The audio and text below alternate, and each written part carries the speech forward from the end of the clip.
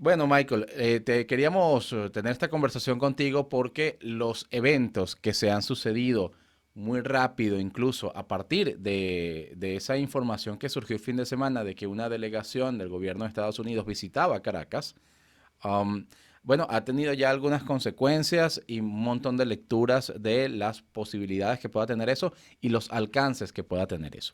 Entonces, por una parte, quería, bueno, darte la bienvenida, por supuesto, y luego, más allá de lo coyuntural, digamos, la liberación de dos presos políticos, el rifirrafe que hay sobre algunos detalles de esas reuniones, que ya vamos a hablar de eso, en términos menos coyunturales, sino más integrales.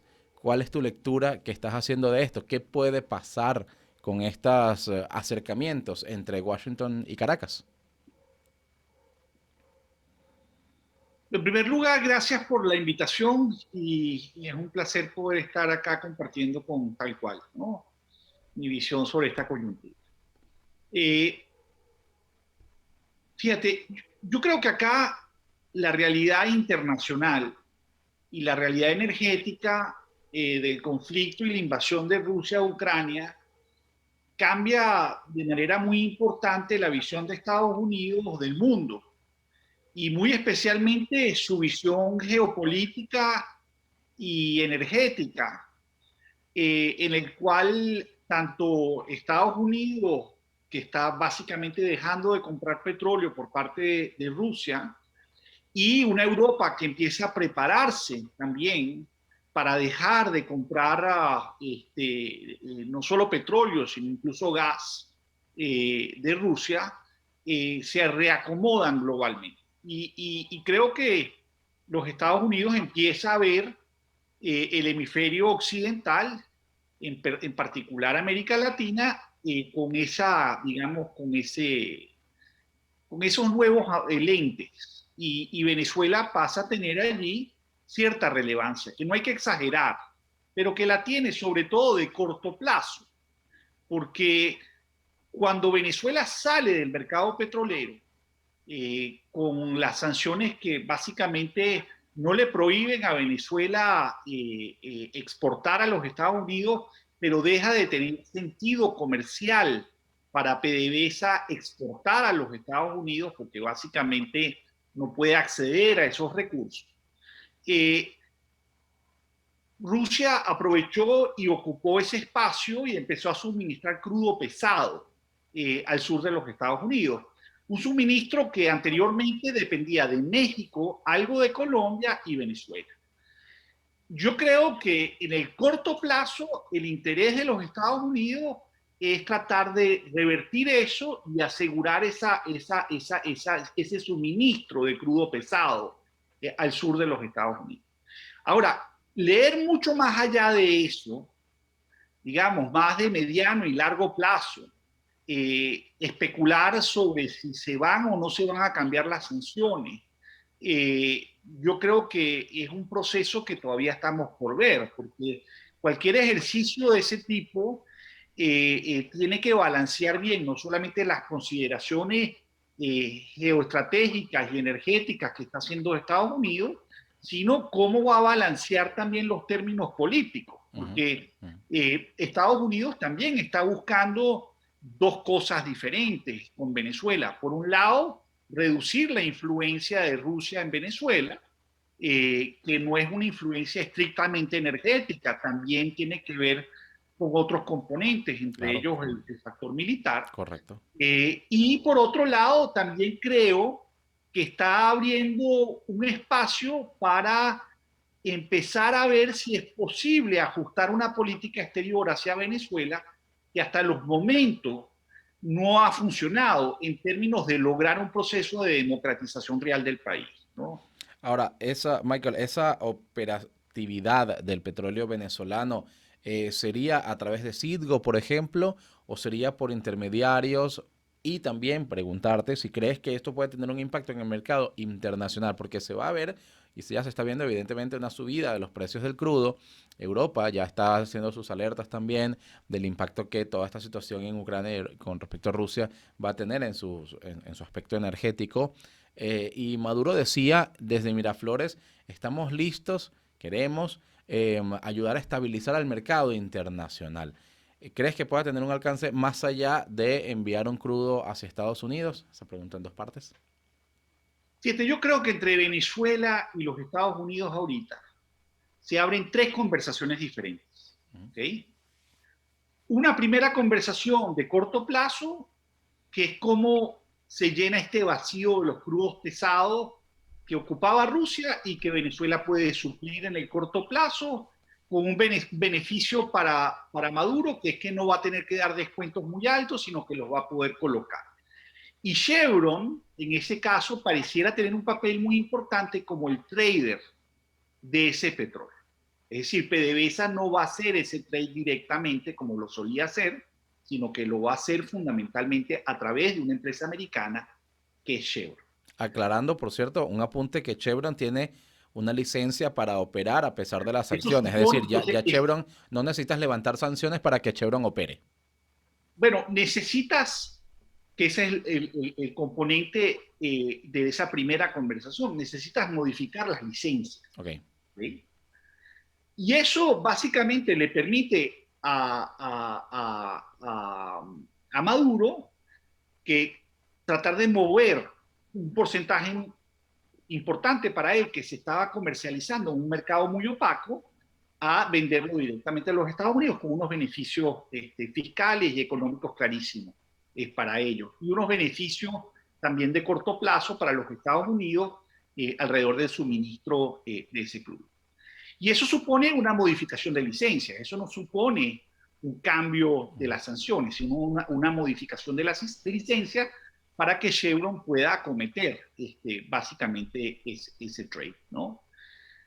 La segunda conversación es una conversación de más largo plazo y de más de mediano y largo plazo, que tiene que ver con incrementos marginales de la producción y realmente con permitirles a los operadores petroleros internacionales tener una presencia que vaya más allá de simplemente mantener las instalaciones de sus inversiones en Venezuela, que es exactamente la situación de Chevron en este momento y también de muchas empresas de servicios globales que les impide de alguna manera no tener presencia, pueden tener presencia, pero realmente crecer la operación. Y esa conversación yo creo que no es tan sencilla, porque esa es una conversación donde los Estados Unidos va a tratar de garantizarse que cualquier cambio que permita realmente incrementos marginales muy grandes de la producción también se vengan acompañados de concesiones geopolíticas y geoestratégicas para ellos importantes y también de concesiones que tengan que ver con el proceso, digamos, de recuperación institucional de la democracia venezolana. Y esa es la tercera conversación. La tercera conversación tiene que ver con el tema democrático, con la restauración del orden constitucional, donde básicamente los Estados Unidos mantienen su posición que esa conversación se tiene que dar en México.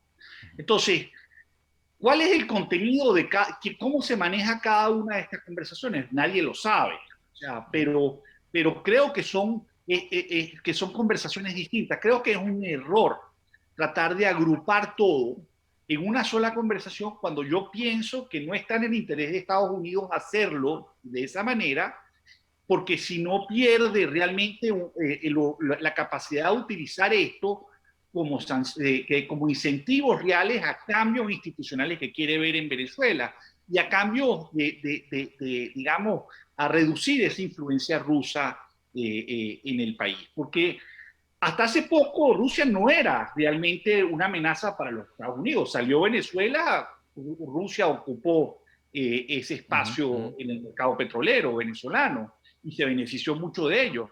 Ahora sale Rusia, que es considerada una amenaza, al igual que Venezuela, para la seguridad externa de los Estados Unidos, pero sin embargo Estados Unidos tiene que hacer una evaluación de cuál es su interés de corto plazo en ese mercado y escoge tratar de resolver este problema de corto plazo. Se ha dicho que parte de las intenciones de la Casa Blanca sería, como bien lo comentabas, disminuir la influencia rusa en Venezuela, tratar de quebrar de alguna manera la profundidad de la alianza que tienen ambos países, de Caracas y Moscú. ¿Qué tan viable es eso? Es decir, ¿qué tan cierto y qué expectativa puede haber de que en verdad se logre que Nicolás Maduro diga, mira, sí, voy a dar dos pasos atrás con respecto a Putin, o voy a tomar una posición un poco menos entregada a la que ha tenido en los últimos días? Recordemos la declaración de la semana pasada en la que dijo todo nuestro apoyo incondicional, no sé qué, antes de que Rusia invadiera Ucrania, pero en todo caso, en el contexto de ese conflicto, ¿es posible realmente separar, alejar a Nicolás Maduro de Moscú? Fíjate, yo creo que esto hay que verlo con un lente histórico importante. ¿Por qué? Porque el chavismo ha tenido distintos momentos de su relación política y petrolera con los Estados Unidos. Por ejemplo, entre el año 98 y el año 2002, los Estados Unidos tenían una política de entendimiento fluido con el chavismo, que terminó en el 2002 y que se resumía en la famosa frase de Maestro de no le prestes atención a lo que dice, sino mira lo que hace.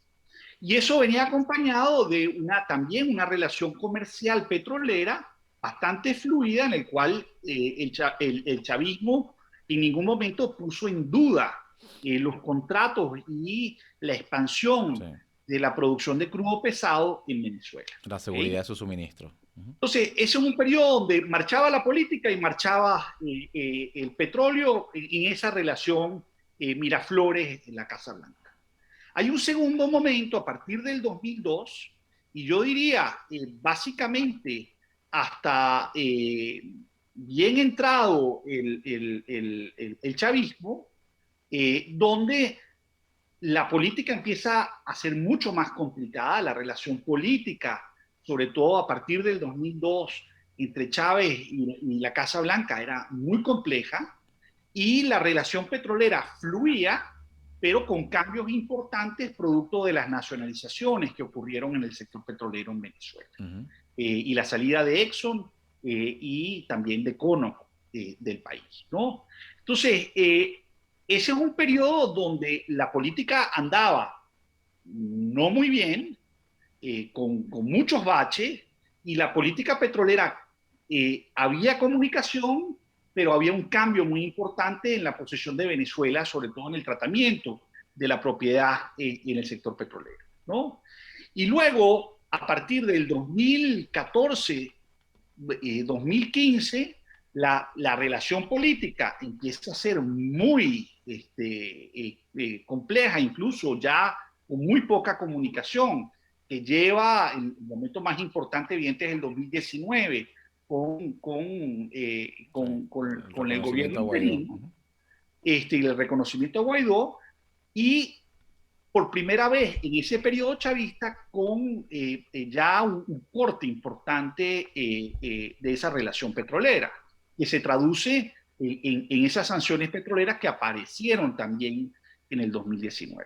¿Cuál es la aspiración de Maduro? Volver de alguna manera a una relación parecida a la que se tenía antes, que probablemente políticamente existía, pero no era buena, pero que comercialmente y petroleramente fluía, pero con sus dificultades. Eso es lo que de alguna manera el chavismo quisiera. Y yo creo que los Estados Unidos lo que desea es básicamente cambiar la conversación política de una forma que garantice la restauración del orden constitucional y democrático en el país, pero que tampoco sacrifica totalmente esa relación petrolera. Eso va a ser una tensión enorme. Por eso que cuando la gente dice, no, ya estamos viendo lo que pasó, no, esto va a ser muy gradual, esto va a ser un tira y encoge muy complicado, pero sin duda marca la intención de ambas partes, de los Estados Unidos y de Maduro y del chavismo, de tratar de buscar otro tipo de relación. ¿Cuál crees que puede ser la reacción de Rusia en ese caso? De que le estén samureando al aliado, el aliado más cercano en América Latina. Pero es que la relación de Rusia eh, también tiene su historia en Venezuela. Y es una relación que tiene un componente fundamentalmente militar, porque Estados Unidos sancionó la compra Ujú, de armamento venezolano a los Estados Unidos, correcto. y China y Rusia pasaron a ocupar ese papel. Eh, y esa relación, digamos, en el caso chino, creció fundamentalmente en el plano comercial y de deuda y de financiamiento, y también en el sector petrolero, que era el interés chino, y una presencia de Rusia en el sector petrolero de un operador que es Rosneft, que es un operador que está listado en bolsa internacionalmente y que ya de hecho se retiró del sector. Entonces, la relación petrolera de Rusia en Venezuela es una relación fundamentalmente en este momento comercial y de apoyo al chavismo a tratar de bypassear las sanciones, Ujú, lo cual lo ha venido haciendo, pero también empieza a tener un problema Rusia y Venezuela en el plano energético, porque si tú estás suministrando, estás vendiendo parte de tu petróleo en China, Rusia también quiere vender más petróleo en China porque no lo va a poder colocar en los Estados Unidos. Entonces ahí también hay un conflicto donde yo veo que los rusos básicamente, en la medida en que ellos logren que los chinos compren más petróleo de ellos, pues no veo tampoco esa tensión que estás viendo tú. Lo que sí quiere decir esto es que ellos van a seguir teniendo un interés de tener una presencia en Venezuela para poder lo que llaman counterbalance ujú. a los Estados Unidos en esta región, sobre todo de cara a lo que está sucediendo en Ucrania. Ese es el juego. Y es un juego complejo, pero que no es blanco y negro, aunque los Estados Unidos va a tratar de ir reduciendo cada Claro. vez más esa influencia. Ok, hablemos entonces del impacto que esto tiene puertas adentro. Sale esta información de esta reunión. Publicábamos en tal cual que antes, días antes de esta reunión fue el sábado, antes, en esta semana, hubo algunos encuentros con representantes de la oposición en Bogotá, con James Story, el embajador designado para Venezuela de Estados Unidos, que por allí pasaron representantes de los partidos políticos. Antes vimos la reunión que hubo con los gobernadores opositores que fueron electos por parte del G4 fundamentalmente, Manuel Rosales, Alberto Galíndez, Sergio Garrido, justo con Stalin González en ese encuentro, y que también habría habido en Caracas un encuentro con Juan Guaidó, con Gerardo Bláed, que hay una discusión sobre si fue primero o no fue después, ya te voy a preguntar de eso, pero a la oposición entonces sale Maduro el lunes en la noche y dice, vamos a retomar el diálogo en México. Varios actores de la oposición, Gerardo Blay incluido, habían insistido mucho en que México no podía cerrarse, que había que retomar esa instancia. Esas gestiones de Estados Unidos con respecto a este proceso, ¿cómo crees que caen dentro de la oposición? Y ahora, ¿qué significa para ello? Siendo que Maduro y algunos actores de la oposición están pidiendo, ok, vamos a la mesa, pero la mesa no puede ser la misma mesa que estaba de octubre hacia atrás, donde estaba el G4, tiene que haber más actores. Fíjate, yo creo que esta discusión sobre si se le avisó o no se le avisó es irrelevante. ¿Sí? Es una discusión política interna que a mí me parece que tiene muy poco relevancia desde el punto de vista del juego más Ujú, grande que estamos viendo. Por un lado, los Estados Unidos está diciendo, yo quiero retomar el control del canal entre Miraflores y la Casa Blanca que permita gestionar el suministro de crudo pesado de corto plazo con una conversación de mediano y largo plazo que todavía no sabemos si se va a dar y que va a depender de lo que ocurra con una negociación política en Venezuela. Entonces, otra vez, son conversaciones distintas que están interrelacionadas, pero donde yo creo que el gran cambio acá es que Estados Unidos ha decidido entrar a gestionar directamente esa relación, crear ese canal de comunicación. ¿Okay? Lo segundo que está haciendo los Estados Unidos es que está empezando a tratar de ver si puede ajustar su política exterior de una manera distinta que le permita a ellos empezar a involucrarse en ese proceso en México, en el cual ellos hasta ahora, si bien están involucrados, lo están siempre de manera muy Satelital.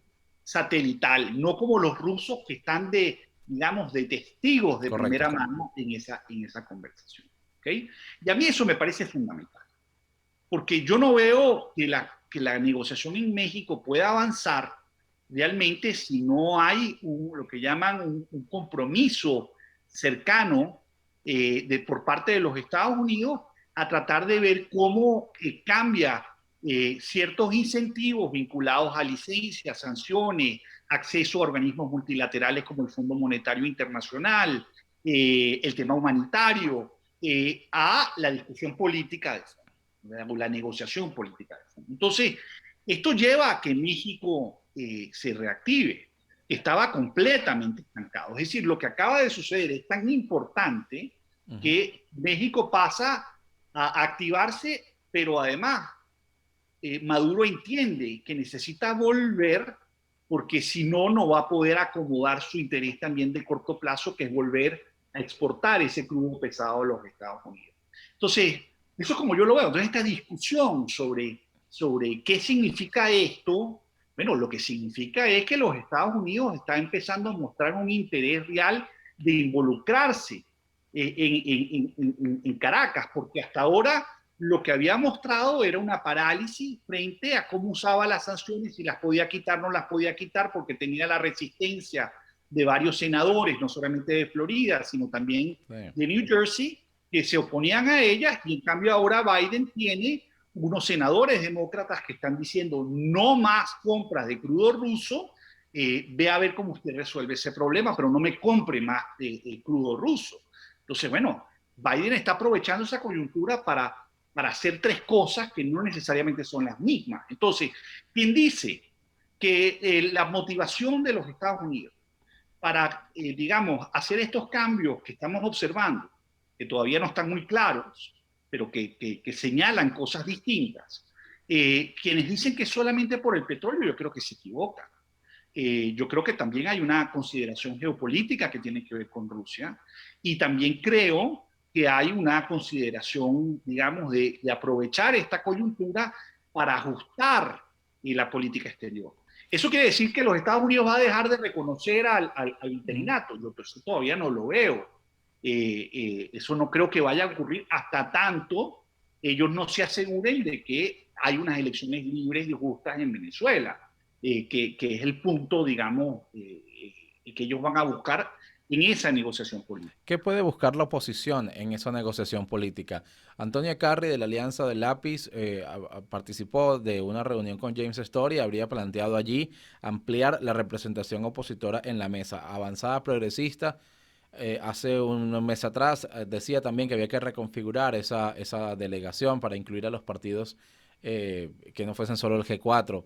El G4 insiste en una democratización plena a través de elecciones. Está el informe de la Misión de Observación Electoral que Primero Justicia afirma, pide, exige que sea tomado como marco de referencia para lograr condiciones electorales en el país. ¿Hasta dónde puede llegar la aspiración y las concesiones que consiga la oposición en esa negociación, ya en el ámbito más interno, aprovechando esa coyuntura con Estados Unidos?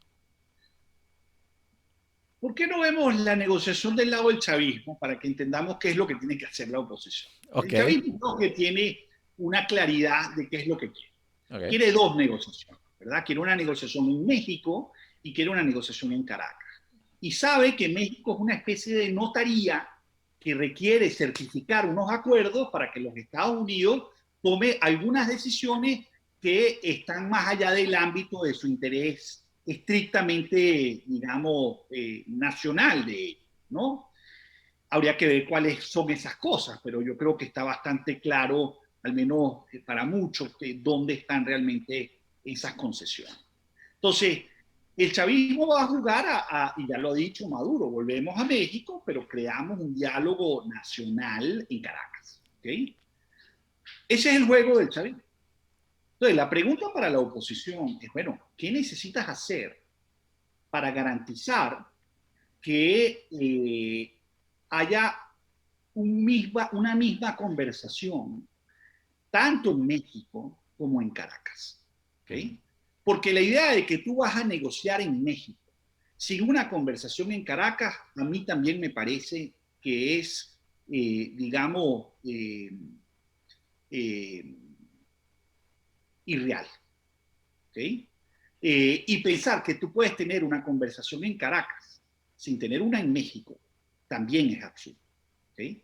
Entonces, lo que le toca a la oposición ahorita es aprovechar esta coyuntura para poder garantizar que esas dos conversaciones están bien coordinadas entre ellas y que de alguna manera los mismos actores estén involucrados en ambas. ¿Para qué? Para lo que llaman en negociación, que es una cosa muy básica, pero muy importante, que es que el ancho de banda de esa conversación sea lo más grande posible para que el proceso sea realmente efectivo. Yo hasta ahorita creo que si no se hace esa corrección, entonces evidentemente el chavismo va a apostar a subirle el ancho de banda a la conversación de Caracas, minimizar el ancho de banda de la conversación en México y aprovechar de esa simetría para obtener lo que ellos desean, que es una apertura política relativamente limitada, pero con unas concesiones energéticas relativamente importantes. Eso es lo que está buscando. Y en cambio yo creo que nosotros tenemos que entrar en una estrategia muy distinta a la que hemos tenido hasta ahora. Eso se traduce en una delegación diferente. Yo no sé en qué se traduce en términos de la delegación. Yo lo que creo es que si la conversación en México no es representativa y la conversación en Caracas no es representativa de los actores, entonces el chavismo va a aprovechar esas asimetrías. Si en cambio la representatividad de Caracas y de México es lo suficientemente fuerte, entonces yo creo que hay una probabilidad de obtener concesiones democráticas que permitan entrar en un proceso de democratización real en el país. Ahora, una representación lo suficientemente fuerte pasa o no pasa por una suerte de reunificación opositora o realineación opositora, siendo que hay varios grupos, que el 21 de noviembre mostró un mapa de apoyos electorales distinto al que teníamos de antes y que siguen los pleitos internos entre partidos. Es más, ahora Avanzar Progresista está entrando casi en un proceso de discusión interna que lo puede llevar a una división. Mira, el problema de la fragmentación de la oposición tiene varios componentes, pero para mí el más importante es que la oposición pasó de un acuerdo político alrededor de reglas, ¿okay?, internas que tenían que ver con lo que llamaban la MUD. Después pasó un pacto parlamentario, que fue lo que permitió el ascenso de Guaidó, y luego trataron de pasar de una oposición que estuviera regida por ese pacto parlamentario a una oposición que estaba regida por lo que llamaban la plataforma unitaria, que era el G4, y el interinato. Bueno, yo creo que en este momento lo que está claro es que tienes que tratar de volver a una especie de acuerdo sobre reglas y sobre objetivos. A mí no me importa quién esté en México, a mí no me importa quién conlleva realmente las conversaciones en Caracas, siempre y cuando compartamos una misma visión sobre cuál es el objetivo de esa negociación, cuáles son los objetivos secundarios de esa negociación y qué estamos dispuestos a sacrificar para obtener el objetivo principal de ese proceso de negociación. Digamos, y eso pasa por una conversación de adultos, ¿okay?, con un interés nacional y probablemente con actores que no son todos estrictamente políticos, que permitan rearmar eso. Entonces, entrar a discutir el tema de la delegación sin haber entrado a discutir este problema de fondo, yo creo que es una manera de seguir peleándose y de seguir estimulando la fragmentación, que al único que beneficia realmente eso es al chavismo. Ujú. Ahora, pretender mantener a la oposición que tiene una crisis de representación muy grande, la tiene, es objetiva, la ves en las encuestas reflejada de muchas maneras, y no atender ese problema, a mí también me parece eso de una miopía gigantesca. Y yo sí creo que este cambio de los Estados Unidos le permite también, sobre todo una parte de la oposición, volver a Caracas, a entender que al final el tema internacional es fundamental, sin duda eso, eh, pero que al final este juego hay que jugarlo aquí, Mm. y hay que jugarlo con inteligencia, que hasta ahorita a mí me da la impresión que lo que se ha venido jugando son intereses partidistas propios o grupales que ha conllevado esta fragmentación tan equivocada, Mm. tan dañina para el prospecto de poder realmente entrar en un proceso de democratización que va a tener ciertas características y que no nos va a gustar a todos, Claro. pero que hay que poner a andar, porque ahorita estamos en un estancamiento brutal. O sea, Michael, preguntas rápidas para entrar en esta recta final de esta conversación. Em, Entrar en un proceso de cierta democratización, me refiero desde el punto de vista incluso del chavismo, le garantiza a Nicolás Maduro un acercamiento mucho más, vamos a llamarlo, potable, interesante, de cara a lo que se asume viene un escenario electoral presidencial en 2024. Le interesa calmar de una vez ahorita las discusiones sobre condiciones electorales y eso de cara dándose tiempo para llegar de manera más cómoda hasta 2024? mira, Maduro va a tratar de tener una negociación que sea estrictamente electoral y que sea una negociación que tenga estas características que ya te comento. Mm. Luego, La ajá. oposición, pero la oposición tiene que ir a una negociación que tenga un componente institucional de fondo, ¿okay? Que permita realmente restaurar el orden constitucional, que en este momento no existe en el país, ¿okay? No opera, y que requiere de un acuerdo político para poder restaurarse. ¿Okay? Y eso probablemente a mi juicio requiere unas reformas constitucionales importantes. Esa discusión hasta ahorita no la hemos querido tener, porque es una Ujú. discusión también del lado de la oposición estrictamente electoral, el CNE independiente, las elecciones tienen que adelantarse, en fin, ¿no? Y yo creo que eso hay que, digamos, llevarlo a un plano diferente. Eh, pero claramente el país tiene el foco puesto temporalmente en 2024. Sí. De cara a 2024, ¿no? También pudiera pensar que si PDVSA mejora su capacidad de venta de crudo y por tanto eso trae mayores ingresos al país, bueno, interés para Nicolás Maduro decir, bueno, tengo año y medio para recopilar ese dinero que voy a necesitar para una campaña presidencial, ¿cierto? Pero Víctor, lo mismo decían sobre la caída de la producción petrolera, pero al Ujú. revés. O sea, el problema no es ese. El problema es que no estamos organizados. El problema es que hemos estado apostando a una teoría del cambio que no ocurre. Y eso ha conllevado realmente a un proceso de fragmentación y debilitamiento de la oposición eh, al punto en el que está ahorita. Ahora, si la oposición sigue actuando como está actuando, y evidentemente aumentan los precios, aumenta la producción, y además el chavismo empieza a recibir más recursos, puede gastar más fiscalmente. Ahorita ellos han hecho un ajuste fiscal brutal. Sí. Un país que gastaba más de 30 puntos del PIB y que está gastando 12 puntos del PIB. O sea, y que esto le va a permitir gastar más. Bueno, está bien. Eso lo va a ayudar, evidentemente, pero eso depende mucho también de cómo se organiza la oposición. Y por eso es que a mí me parece, fíjate, el caso de las regionales, porque aquí todo el mundo ya borró el tema de las regionales, Ujú. pero tenemos muchos aprendizajes ahí en las regionales, Ujú. muchísimos aprendizajes, no solamente sobre los resultados de noviembre, sino también lo que pasó en enero con Barinas, en unas circunstancias que todo el mundo pensaba, no, imposible ganar. Y se Correcto. ganó. Correcto. A ver, En el New York Times se publicó el scoop de la visita de esta delegación a Caracas, ¿no? Fueron los primeros en sacar esa información. También en el New York Times, apenas un par de semanas antes, o sí, un par de semanas antes, se publicó un trabajo donde básicamente se apuntalaba a Rafael Lacaba como una suerte de figura que pudiera ser fundamental para un chavismo post-Maduro en algún mediano plazo.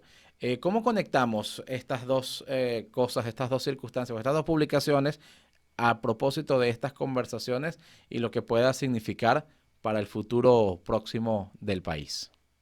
Espera, es evidente que las elecciones regionales puso en evidencia que el chavismo tiene un problema interno serio, electoral, porque aún con el control institucional que tienen, no son competitivos si no logran hablarle a un sector que vaya más allá del chavismo. Uh -huh. Y ese problema lo tienen varios líderes del chavismo. Yo no sé cómo se va a resolver eso, pero esa tensión interna existe, es real. Esa conversación entre ellos, me imagino que si tú vas a tener elecciones libres y competitivas, se dará. Entonces, aquí el problema está en que va a haber sectores, evidentemente, del chavismo que no van a querer una apertura. Y si la quieren, la van a querer más limitada, unos más, otros menos. Pero yo no creo que en el fondo la discusión de la oposición al menos es esa, porque ese es el problema del chavismo. Y mientras la oposición esté fragmentada como está, y sigamos debatiendo lo que seguimos debatiendo ahorita, entonces, bueno, el chavismo va a poder calcular si es Maduro, si no es Maduro, si Maduro aspira o no aspira. Uh -huh. Evidentemente va a aspirar. Claro. Hoy aspira. Una de las cosas que él probablemente quiera de México es que le permita reelegirse Claro. o entrar en esa carrera. Si ya se comió las verdes, Pero, querrá comerse las maduras. claro, pero yo no creo que estamos en un momento ahorita para discutir quién va a ser el candidato del chavismo. Asumamos que el candidato del chavismo probablemente sea Maduro, pero igual seguimos teniendo los mismos problemas y la negociación tiene unas características que son exactamente las mismas. Michael, por último, si la situación en Ucrania cambia, bien sea porque por alguna razón que no vemos en el panorama en este momento, pero vamos a suponer que la situación en Ucrania cambia y con Rusia cambia, ¿qué impacto tendría eso en todo esto que estamos hablando? Porque son situaciones que están conectadas con lo que está pasando allá, con la dependencia energética de Occidente con respecto a petróleo ruso, etcétera, todo lo que ya hemos hablado. Ahora, ¿estamos hablando de una coyuntura o de una situación estructural? Yo creo que los Estados Unidos asumen correctamente que esto es un cambio de un antes y un después para ellos y por lo tanto para el mundo occidental. ¿Sí? ¿Cómo va a ser ese mundo? Todavía es muy difícil saber cómo va a existir. Pero cuando ellos dejan de comprar crudo ruso, no creo que lo están haciendo con una visión de corto plazo. No creo que lo están haciendo con una idea de que esta crisis tiene unas consecuencias importantes de mediano y largo plazo. Y lo mismo para Europa. O sea, fíjate la respuesta de Alemania. O sea, Alemania en este momento también debe estar cuestionándose si su política de suministro energético es la adecuada o no. Entonces, todo esto tiene unas implicaciones energéticas, geopolíticas muy grandes y creo que incluso vamos a ver cambios aún mayores que van más allá de la crisis ucraniana y de la invasión de Rusia a ese país que la que estamos viendo ahorita. Vale, te agradezco mucho, Michael, esta conversación, ¿eh? Encantado, Víctor. Saludos.